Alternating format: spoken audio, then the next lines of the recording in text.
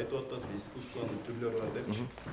Ошол искусствону мисалы үчүн алар феминизмде туруп, аялдардын укугун коргойбуз деп туруп, анан жазылган лозунгтарын карасаң, мое право на раздевание деп жүргөн.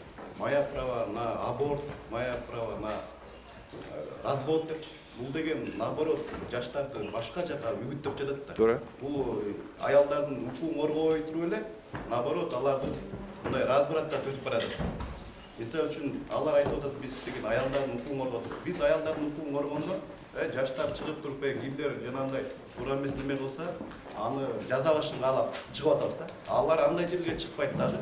Наоборот, Европадан андай бир инструкторлор аркылуу ушундай бир разврат таратып атат. Мына 8 мартта жазашты. Анчалык аркели мыйзам чегинде алар жакшы немесин алган эмес. Жоопкерчилигинчи. Ошондуктан анан азыр уже мамлекет ичиндеги музейдин ичине киришип атат да. Анан ачык ушундай жарыялашып атат. Мына бизге Европадан келишти, башка жака келди, биз мына директорга арендасын төлөп бердик деп. Ошон үчүн мен жанагы 5-чи каналда айтып кеттим. Бул директор Мира Жангаровича кичине акчанын айынан целый Кыргызстандын менталитетинде жаштар баары талкаланат. Мен макулмун.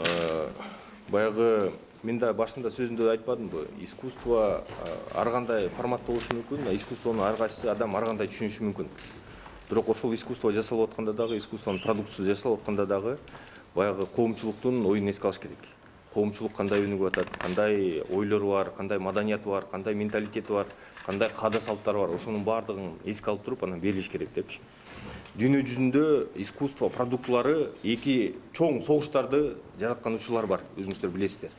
Ошондой болбош үчүн баягы чыгарып аткан алдында музейдин директору ошону тыкаттык менен карап чыгып, эмне болушу мүмкүн, кандай болушу мүмкүн деп карап чыгыш керек эле. Ошол нерсе болгон эмес.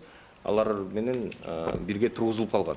Бирок жанагы чечинип келген кыздар боюнча дагы музейдин директору өзү айтып атат, баягы уюштуруучулар бизге берген форматта алар жок болчу депчи. Анан кийин эле пайда болуп калды деп. Ошондуктан ушундай маселелер да бар да. Биз айтып атабыз, кайсыл жерде искусство продукциясы жаралбасын, ошол элдин маданиятына карап туруп анан кийин берилиш керек деп.